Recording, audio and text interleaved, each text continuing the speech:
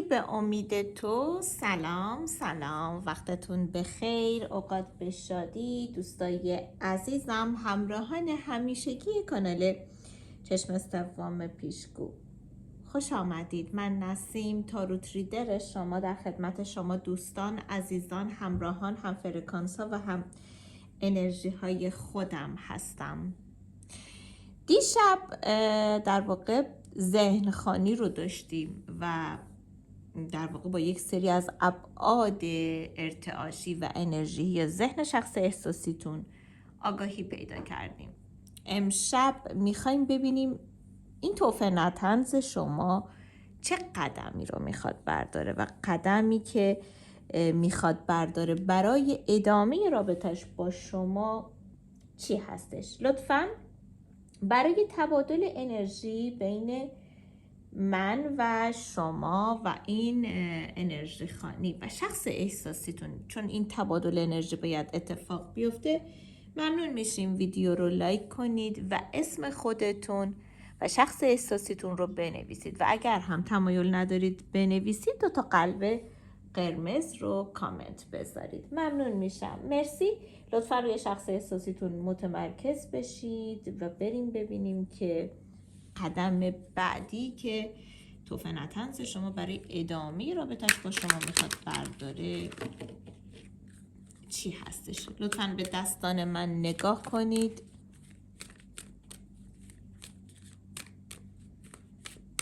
با تمرکز بسیار بالا حواستون رو به دستهای من بدید.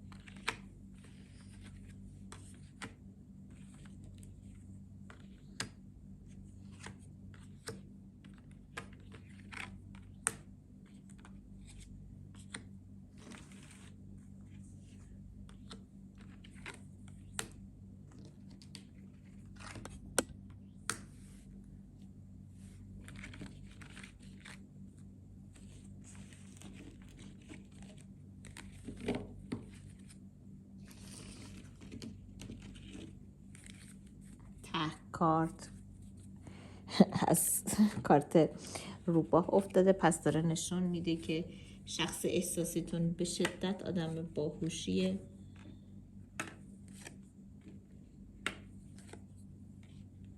قدم بعدی که میخواد برداره برای ادامه رابطش با شما این هستش که با شما در تماس باشه، رابطش رو با شما نزدیکتر کنه.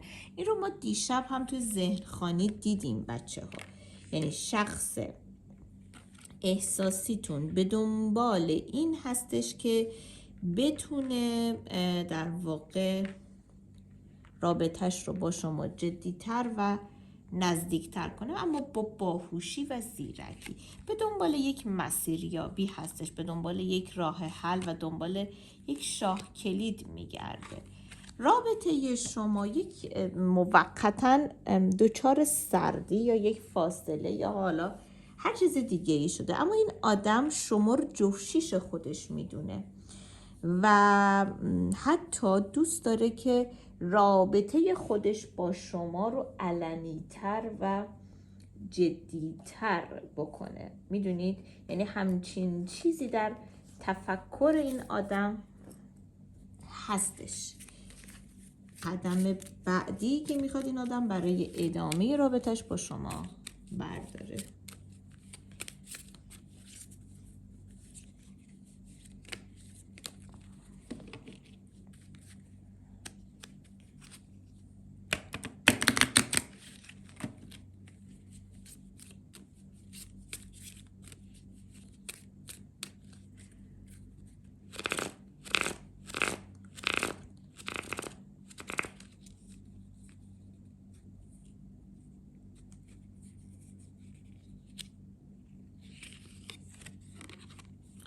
میخواد خودش رو به شما نزدیک کنه دقیقاً، و میخواد به شما با شما صحبت کنه، با شما به شما ابراز عشق کنه، به شما ابراز علاقه کنه و میخواد ارتعاش و انرژی رابطه خودش با شما رو پاکسازی کنه و رابطه و ارتعاش و انرژی خودش و شما رو به شدت بالا ببره و حتی بابت یک سری مسائل و یک سری شرایطی که بین خودش و شما اتفاق افتاده از شما عذرخواهی کنه و بگه من خواهش میکنم لطفاً من رو ببخش.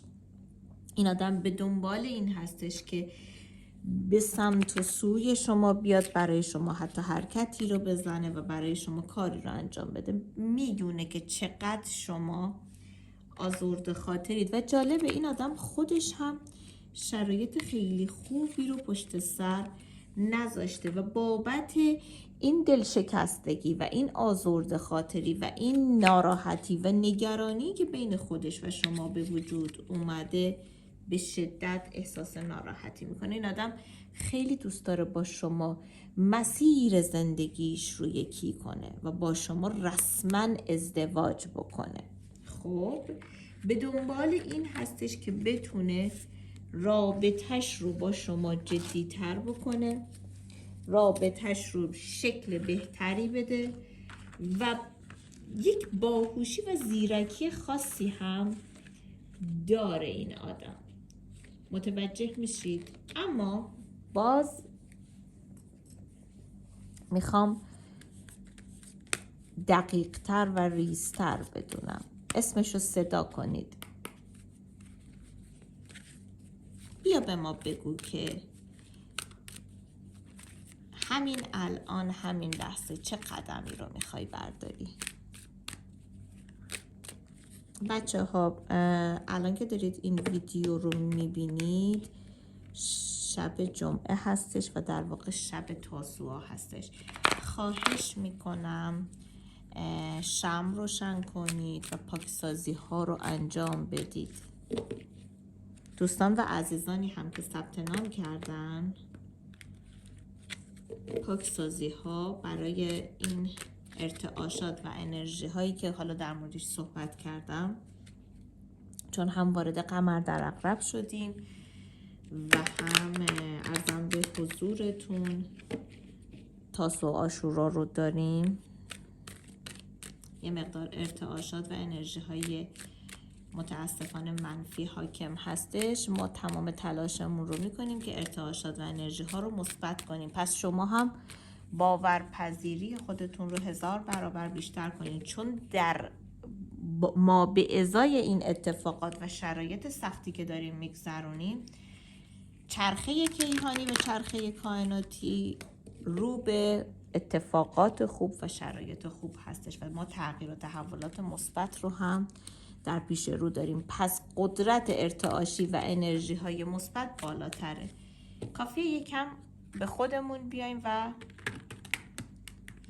با باورپذیری و ذهن بسیار مثبت شرایط رو توی حالت خیلی عالی و بالانس جلو ببریم.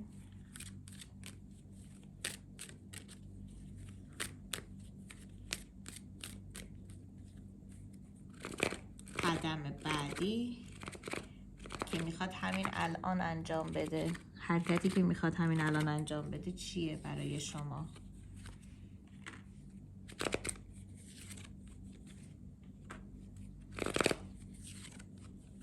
میخواد بهت ثابت کنه که به تو وفاداره و تو براش مهمی.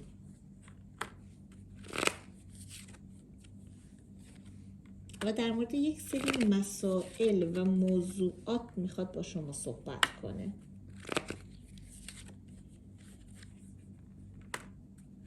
ممکنه حضور یک شخص دیگه، یک آدم اضافه باشه و میخواد به شما ثابت کنه که هیچ گونه احساسی نسبت به این آدم نداره و تصمیمش اینه که شما رو ببینه و با شما دیدار داشته باشه. باید در مورد یک سری مسائل با شما حرف بزنه. من حضور یک دشمن و یک رقیب رو میبینم که میخواد در موردش باهات حرف بزنه و دنبال این هستش که یک جوری از شرش خلاص بشه.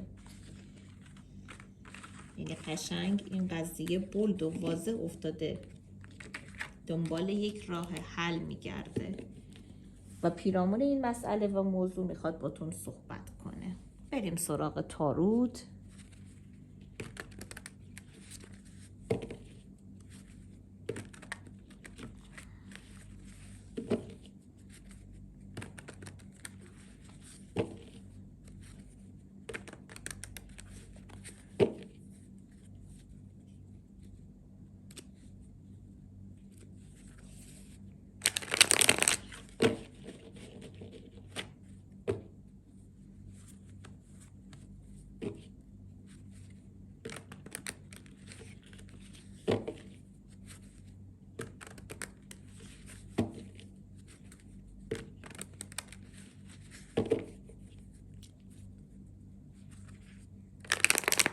قدم بعدی که میخواد شخص احساسی شما برداره چیه؟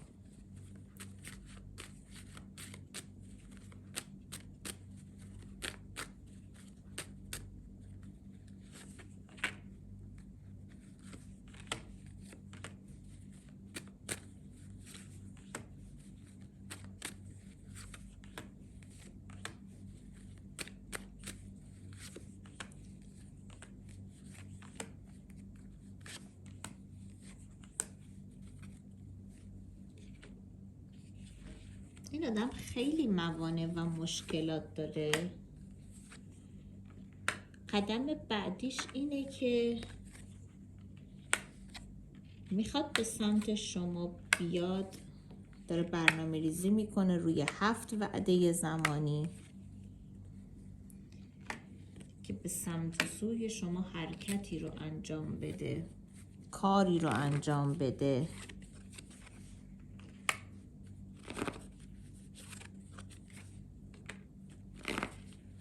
نزدیکتر شدن رابطش با شما، یک پایان و یک شروع دوباره. میخواد از این حالت بلا تکلیفی خودش رو رها کنه، میخواد با شما در زیر یک چهارچوبه قرار بگیره. اگر شما رو مسدود کرده یا انسداد در واقع چه میدونم یک جایی شاید تو یکی از اپلیکیشن ها شما رو مسدود کرده، بخواد شما رو اوکی کنه و به سمت شما بیاد. قدم بعدیه که این آدم میخواد برای ادامه رابطش با شما برداره چیه؟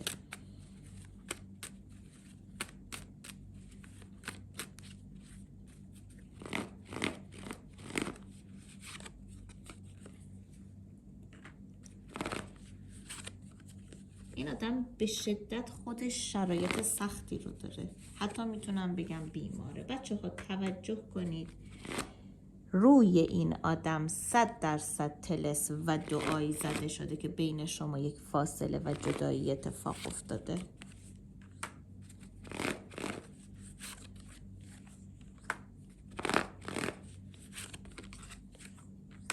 و این آدم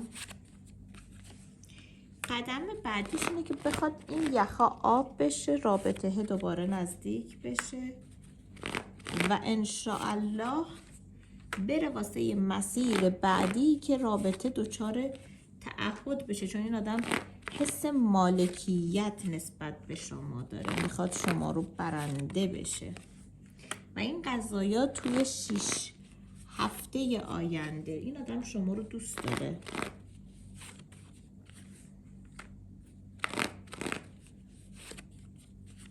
و یه اتمام و یک شروع دوباره. بچه ها یک چیزم بهتون بگم، برای خیلی هاتون من بارها و بارها دارم در مورد این مسئله صحبت میکنم. در اوج شرایط بسیار عالی، در لحظه ای که همه چیز بین شماها خوبه، بچه ها بدونید آدم های بد همیشه وجود دارن. آدم هایی که دست به هر کاری میزنن تا بتونن به اون خواسته وقیحانه و زشت خودشون برسن. اینجا هم نگاه کنید، این آدم رو بیمارش کردن، این آدم رو تحت فشار قرار دادن، این آدم رو هر بلایی سرش آوردن. رابطه شما داره جون میگیره، رابطه شما داره روی غلطک افتادن، ولی اون کسی که آدم بده هستش دست از در واقع کارای بدش که بر نمیداره.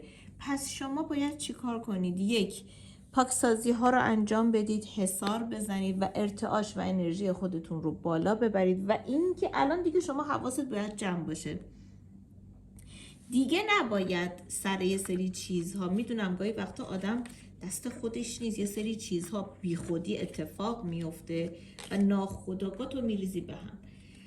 حالا که رابطت داره درست درمون میشه، حالا که یخ رابطه داره باز میشه، حالا که این آدم داره به سمت و سوی تو قدم بر میداره و میخواد بیاد و با تو اوکی بشه بعد از این همه فاصله، و حالا بعضی هم حتی مثلا با هم در ارتباط بودن ولی رابطه دچار سردی شده، میخواد رابطتون گرم بشه، اجازه ندید یه اتفاق، یک جرقه، شما دیگه آگاهی دارید، نذارید که در واقع شرایط سختی بر روی شما حکم فرما بشه. بریم ببینیم چه چیزی رو انشاءالله شما در پیش رو خواهید داشت در آینده نزدیک با تصمیماتی که این آدم گرفته و داره به سمت و سوی شما قدم بر میداره و رابطه داره خوشگل و قشنگ میشه. بریم ببینیم چه چیزی رو شما در پیش رو دارید، یعنی چه چیزی بین شما و این شخص ادامه پیدا میکنه.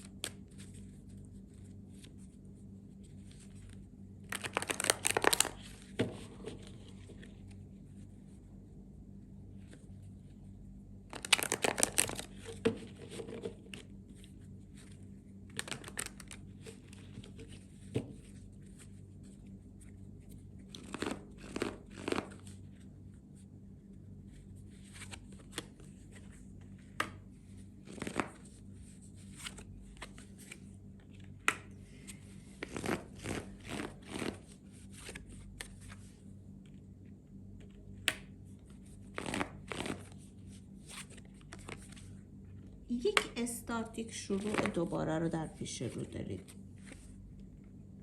حتی میتونم بگم توی دنیای مجازی همدیگر رو چک کردن رو دارید. حواستون بیشتر نسبت به همدیگه هستش.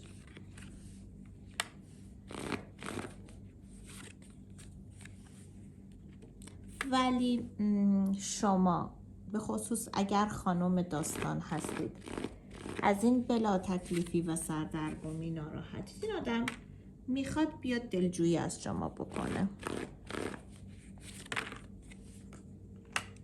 به سمت و سوی شما قدمی برداره، واسه شما کاری بکنه، هدیه‌ای بخره، به شما ابراز عشق کنه.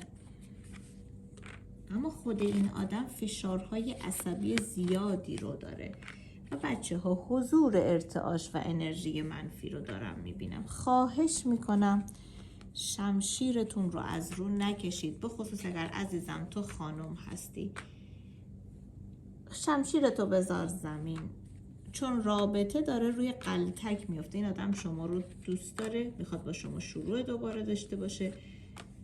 حتی توجه کن نشه طوری بشه که توی مرداد ما اونی که باید حذف بشه، اون دشمن اضافه، اون رقیب یا هر چیزی که هستش، به جای اون تو حذف بشی. خدایی نکرده. من حتما برای کسایی که توی رابطه توی رقیب هستن حتما انرژی خوانی میکنم، ولی یک چیز رو بهتون بگم رابطه شما الان در اوج اوکی شدنه، ولی یک کسی داره یک غلطی میکنه. ببین خیلی واضح دارم میگم. دوستان و عزیزانی که پاکسازی انجام دادن و حصار دارن، خب شرایط براشون یه مقدار اوکی هستش. شرایط فقط باید خودشون با اون باورپذیری درست برن جلو. اما دوستان دیگه تو رو خدا مراقب باشید. من نمیگم بیاین پیش من پاکسازی بکنید، از راه درست، روش درست کار پاکسازی رو انجام بدید. خودتون ارتعاش و انرژیتون رو ببرید بالا. من دارم میبینم یک کسی، یه شیطنت، یه فضولی داره میکنه. حالا میخوام ببینم این آدم تصمیم نهاییش برای شما چیه؟ شما برای این آدم میخواد باتون چی کار کنه؟ حالا قدم بعدیش اینه میخواد باتون آشتی کنه، ولی توی ذهن شما براش چی هستید؟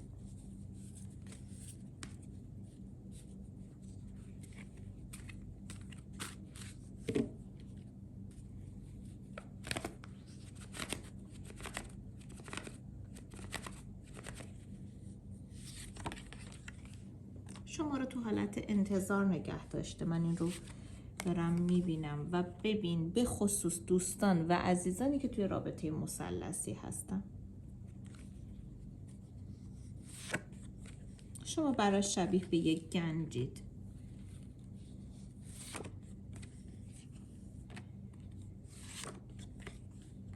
یک تحولی باید صورت بگیره. روی شما غیرت داره.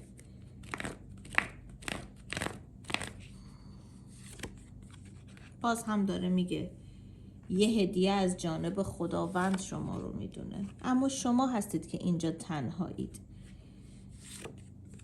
این آدم میخواد تصمیم گیری هایی بکنه.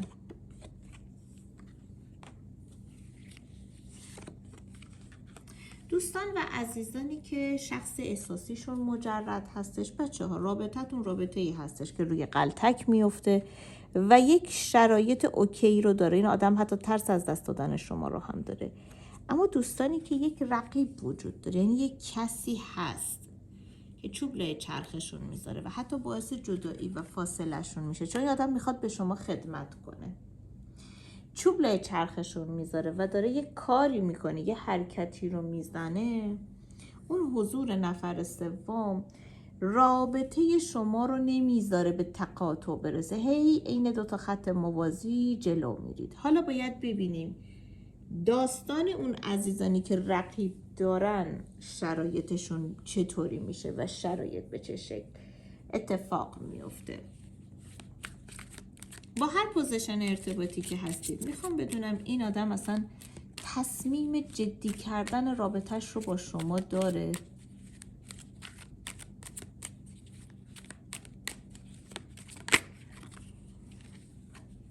بله، ایشون میخواد شما رو برنده بشه، میخواد به سمت و سوی شما بیاد. یه تصمیم داره که با شما رسما ازدواج کنه.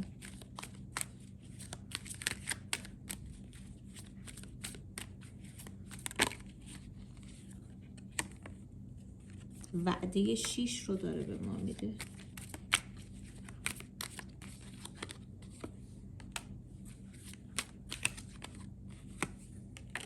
چقدر امپراتور مرد، امپراتور زن.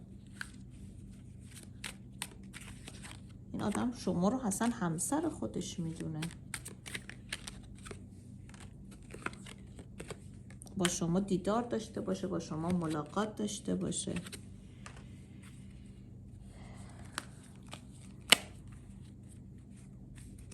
شماها در مسیر ازدواجی همدیگه هستید؟ آیا با هم ازدواج میکنید؟